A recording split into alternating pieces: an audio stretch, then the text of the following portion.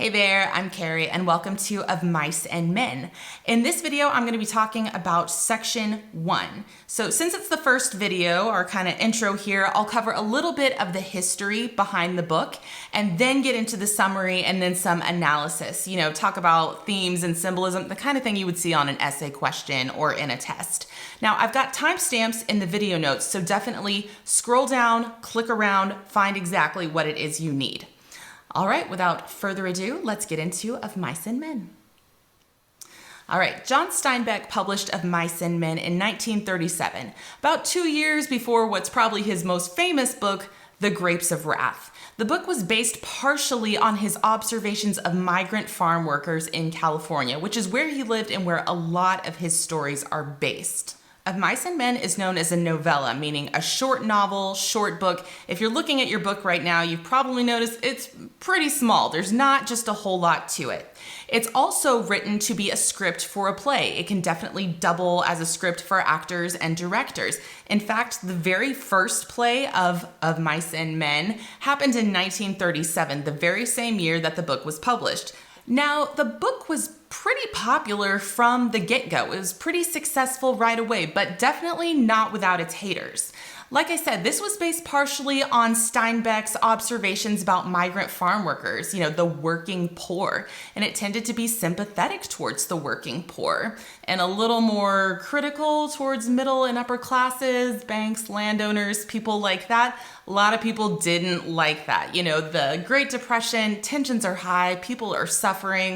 A lot of people just were not there for his politics. Now, I should warn you, this book has been banned many times in communities across the US. So let's go ahead and talk about why.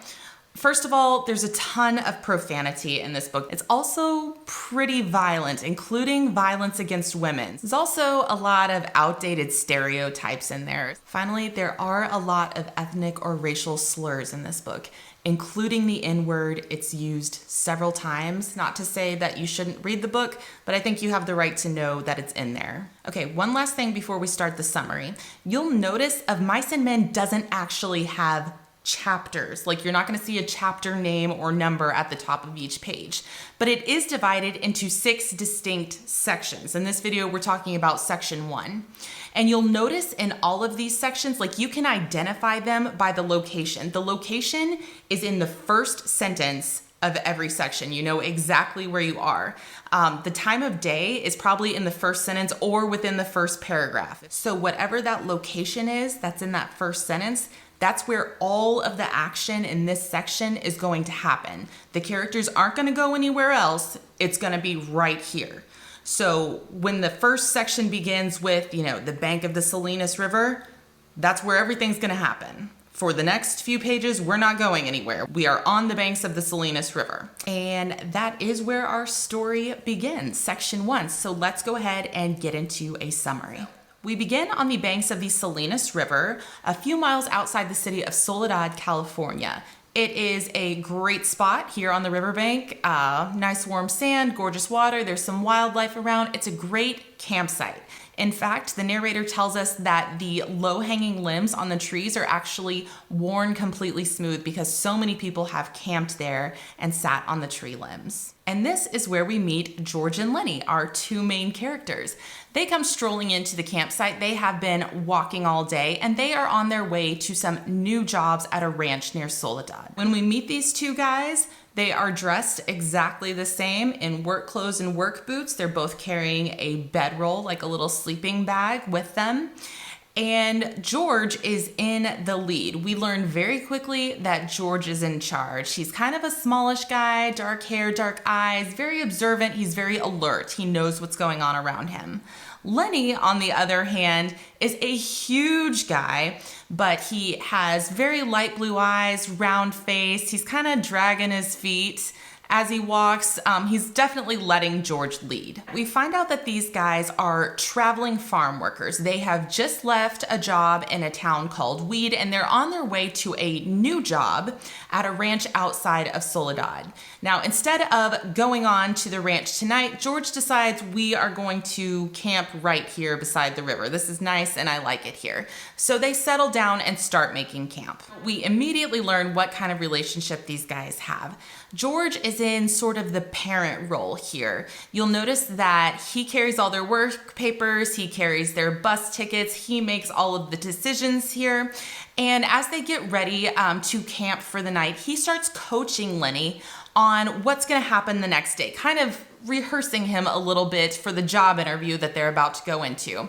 He tells him, when we get there, when we meet the boss, let me do the talking. I'm gonna get us set up. I'm gonna get us a place to stay. I really want you to just keep quiet and focus on doing your work. Just focus on loading that grain or whatever it is they give you to do. Just do an amazing job. Show them how hard you can work, and they're gonna be so impressed with you. And Lenny, if you could just not do any bad stuff like you did up in Weed, that would be great. Just focus on your work. Now, something a little weird happens here.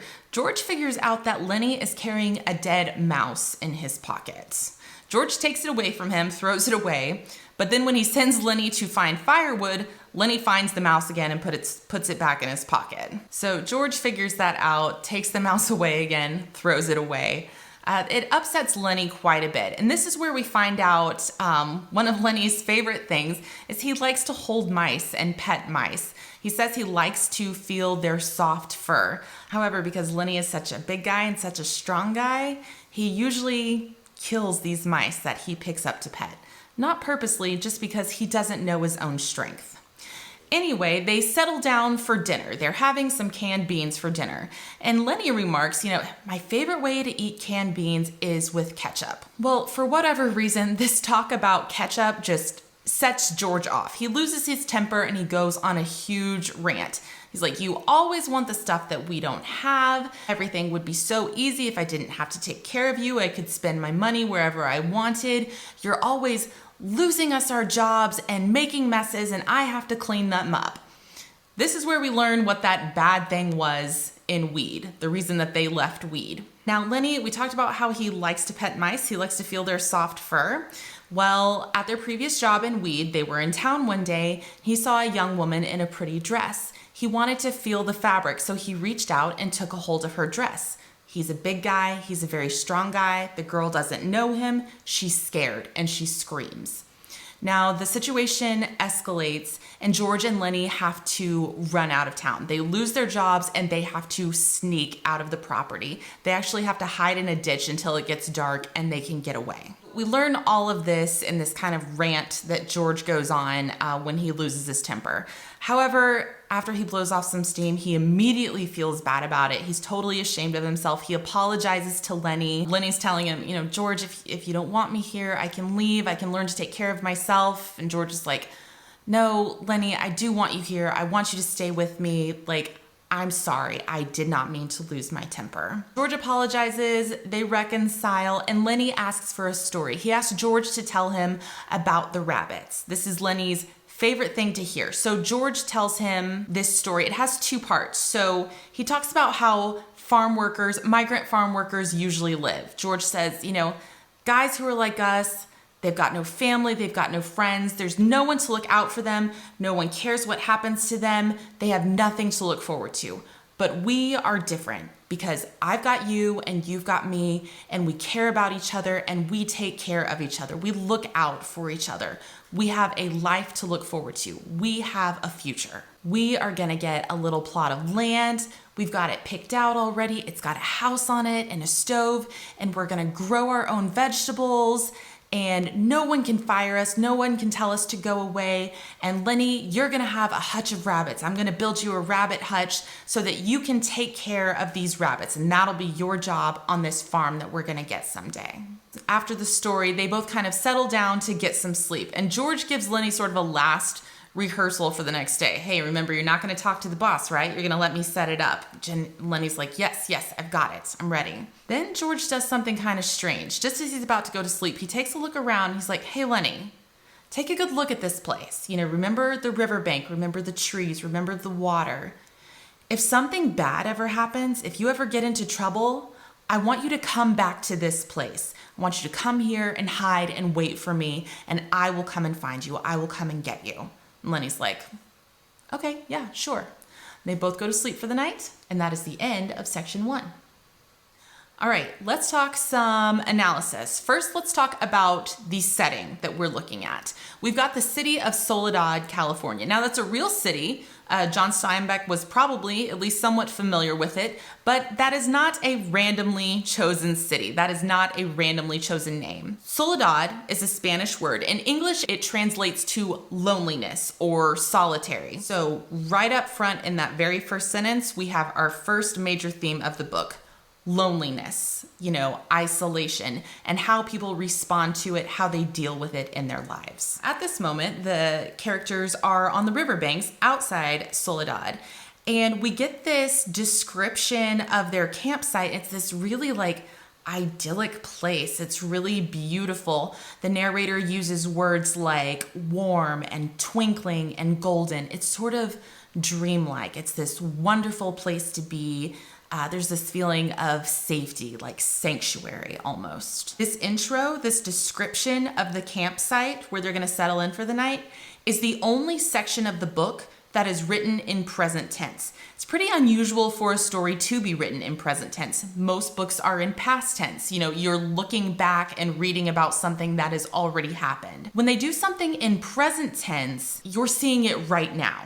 This is happening right now. I think the reason that Steinbeck put this one description, this one piece of the book in present tense, he wants us to envision it. He wants it to seem universal. Everybody kind of has this dream space, this safe space that you go to when there's trouble. This place that it's nice to be there. You don't want to leave. Like the way George talks about this place, the first thing he does when he gets there, he's like, I like it here. I'm going to stay here for the night instead of going on to the ranch. This is nice. I'm going to have a night of peace. So the riverbank is a dreamy place. It's also a safe place. The last bit of the chapter when he tells Lenny, remember this. If there's trouble, remember this and come back here. You'll be safe here. I think the reason that the author puts it in present tense is because he wants you to think about your dream spot, your safe place where you feel happy and you feel peaceful. That's different for everybody,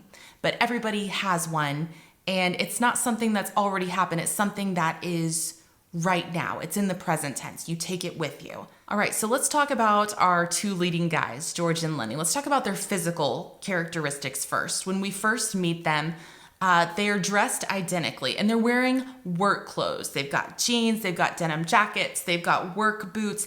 These are guys that are used to doing manual labor. They're used to doing very hard work. Now, they've also got bedrolls with them. A bedroll is kind of like a sleeping bag.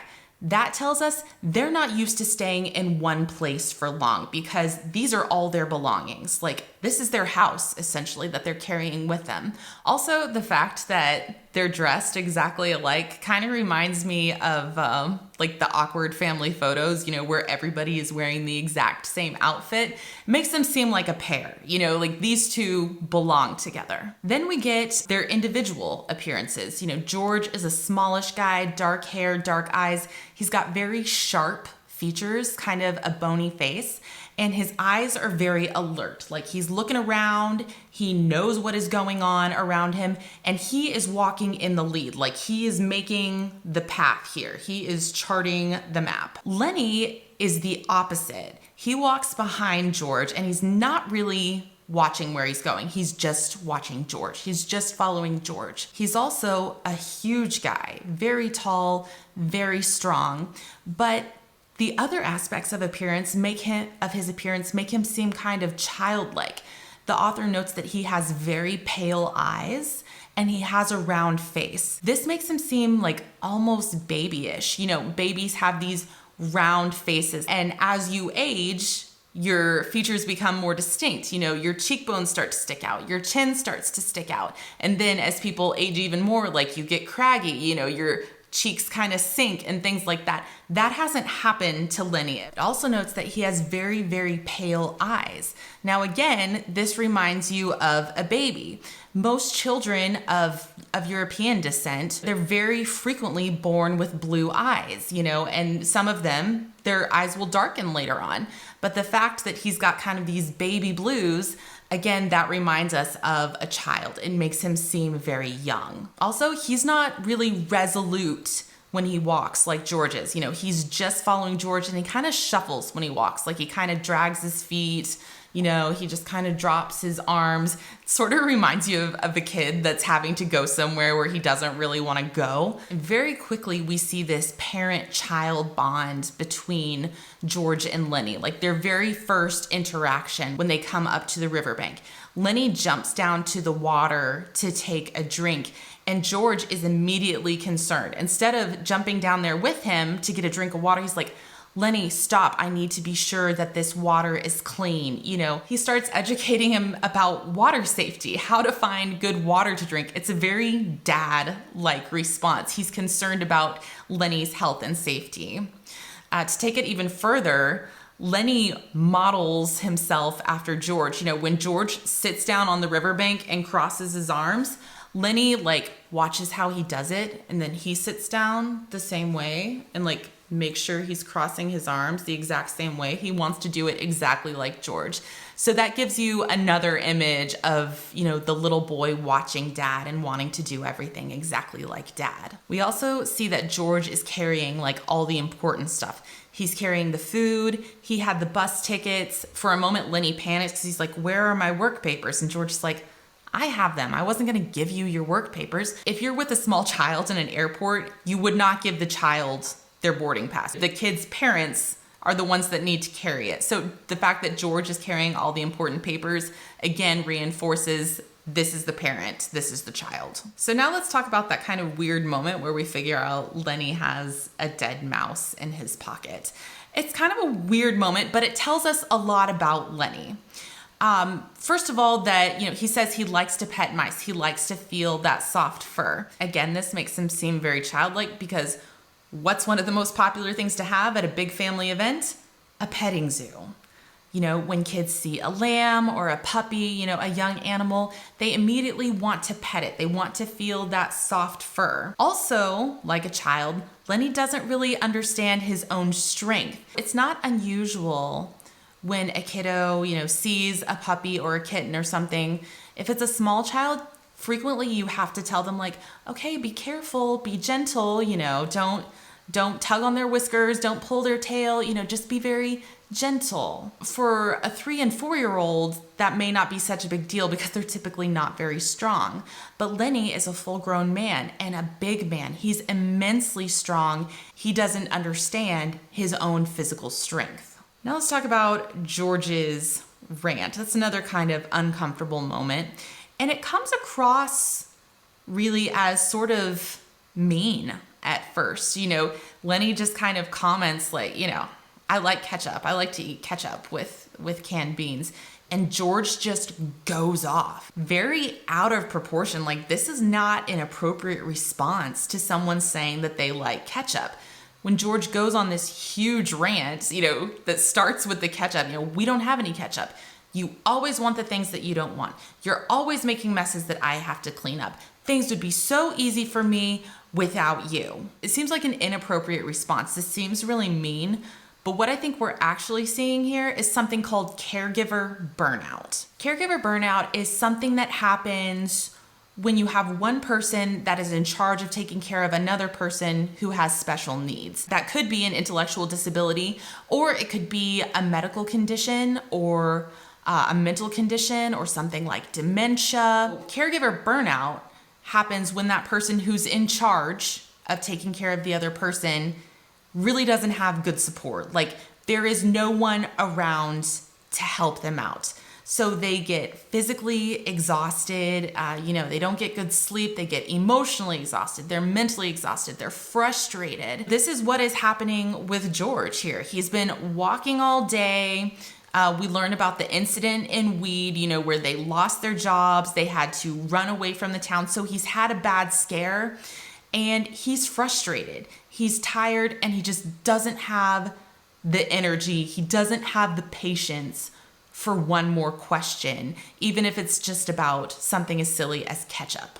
I think you can really tell that this is just caregiver burnout because as soon as he loses his temper, George feels bad for it. He's completely ashamed of himself and he apologizes. When you see caregiver burnout, it doesn't mean that the person who's in charge doesn't care about their family member or that they resent having to do it. It just means they're really, really tired and they don't know what to do anymore. So the rant tells us George is tired. He's got this burnout that I've told you about, but also it is a chance for the author to kind of fill us in on George and Lenny's past. We're getting some exposition here, some backstory. So we learn that they've been traveling together a long time. They've been working together a long time.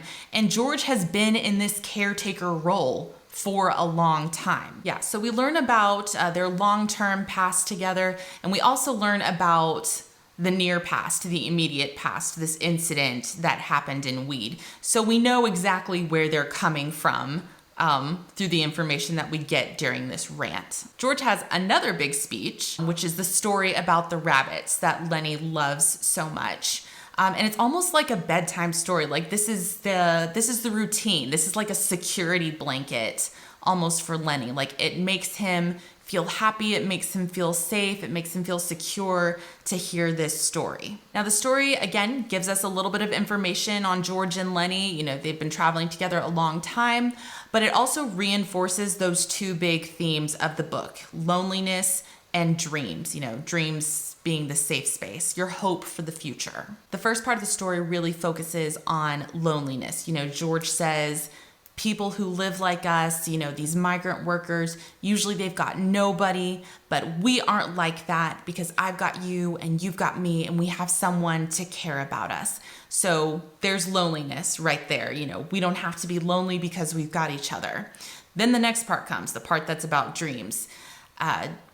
They talk about we've got a future, we've got this farm that we're gonna get, and the farm means different things to them. For George, it kind of means rest and peace, a place where I'm not going to have to worry about us getting fired and kicked out of here. For Lenny, it is safety and joy and kindness because he's going to get to have a pet, this thing that he has always wanted. So it's a dream. It's this very hopeful future.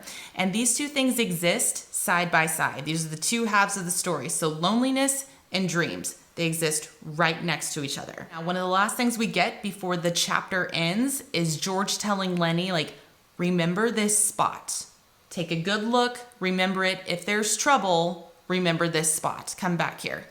Big foreshadowing. We know right away, first of all, there is going to be trouble and that this spot is going to be important. Now, hints about the trouble. Remember that Lenny accidentally has killed these mice. Remember this incident in Weed. These are kind of the first dominoes falling. Unintentional violence, unintentional harm happens in this first chapter, and it's going to escalate as the book goes on. We're going to see it become more and more serious as the story progresses. All right, that's all I've got on section 1 of Mice and Men. I hope you found some of that helpful. If you had some other questions or there was just a different book that you were interested in, definitely drop that in the comments and I will do my best. And yeah, good luck to you and I will see you in the next chapter.